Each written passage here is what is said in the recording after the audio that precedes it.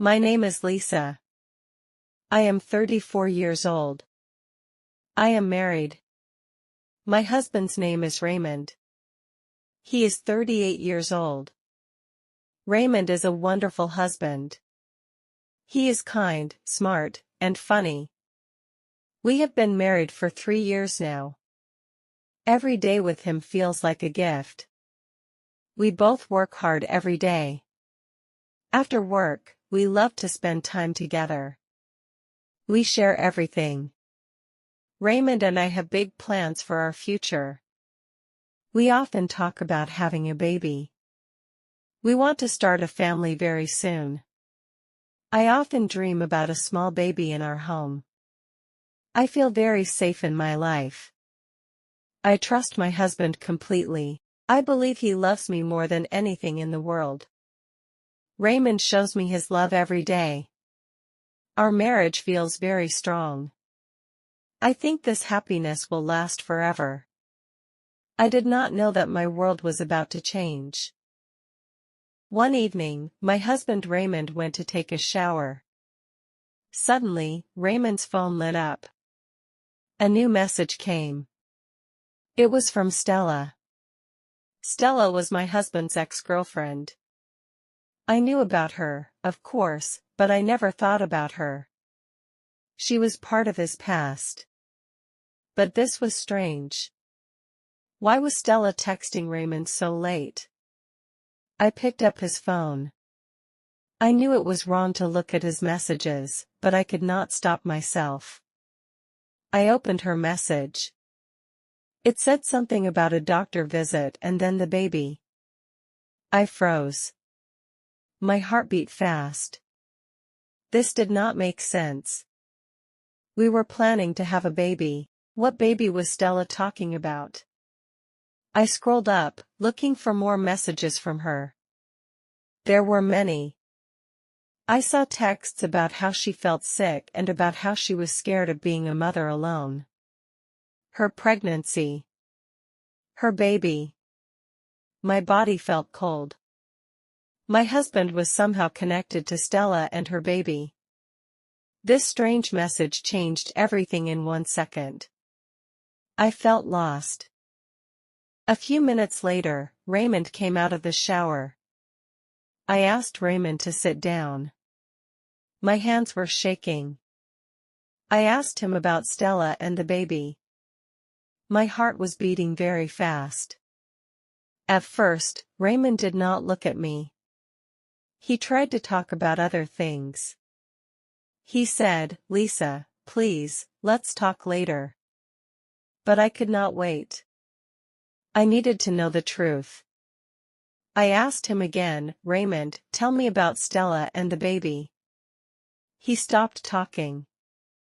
He looked up at me. His face was sad. He took a deep breath.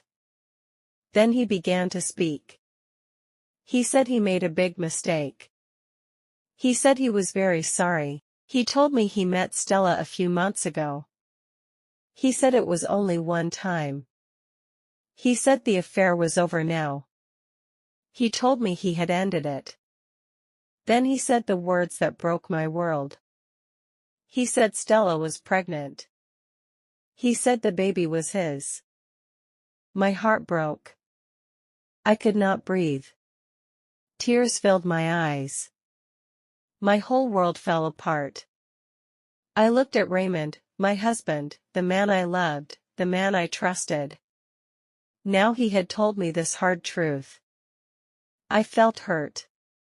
I thought about our plans of having a baby. Now he was having a baby with another woman, his ex-girlfriend. I knew I had to meet Stella. She was carrying my husband's baby. I did not want this meeting, but I could not avoid it. Stella came to meet us. She acted like everything was normal.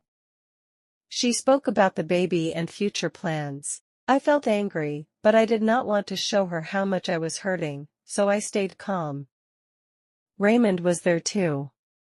He sat between Stella and me. He looked very nervous. Stella asked Raymond about things for the baby's room.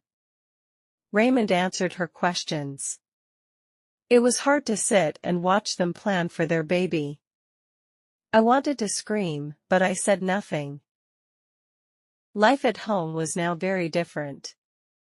Every day felt long. We sat at the table, but we did not talk much.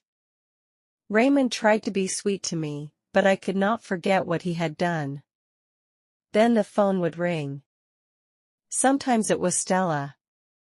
Raymond would take the calls, often moving to another room in the house.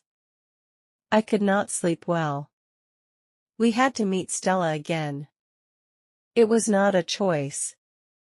We needed to plan for the baby. These meetings were always hard. We talked about money, who would pay for the baby's food and doctor visits. Then we talked about Raymond seeing the baby. When would he visit? How often? Because of this baby, Raymond would always have a connection to Stella. She was not just his ex-girlfriend. She was the mother of his child. They would always be in each other's lives. They would always talk. I felt sad. My marriage with Raymond was not just ours anymore.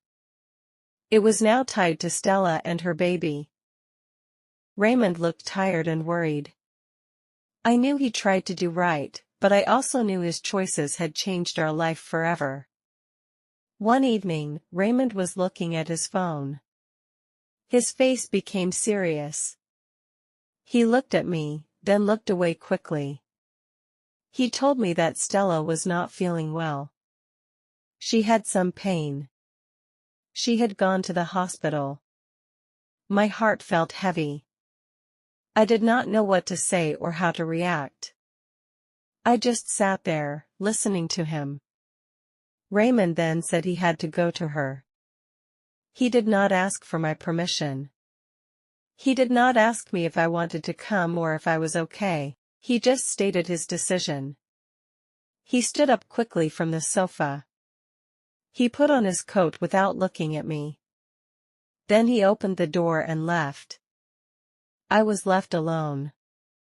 My eyes were full of tears. This was not the future I had dreamed of with my husband. I understood that I could not live this life. I could not share my husband with Stella and their baby. I knew I had to make a choice. I could not stay in this situation. The house felt like a place I could not stay. After the night Raymond left for Stella, I had to leave. I went to our bedroom. I opened my suitcase. Slowly, I began to pack my clothes. Then I sat at the desk. I wrote a letter for Raymond. It was important he understood. I wrote that I could not stay in our marriage. I needed a life without lies. My heart was broken, but I had to choose myself. I put the letter on the kitchen table for him to see. My hands were shaking as I picked up my suitcase. It was scary, but it felt right. I walked to the front door. I looked back at the house one last time. It was the end of Lisa and Raymond's story. I opened the door and stepped outside. Walking away was hard, but I knew this was the right choice. My heart was hurt, but I was not broken. I was still standing. I was ready to build a new life. This was my new start. If you liked this story, please like, comment, share, and subscribe.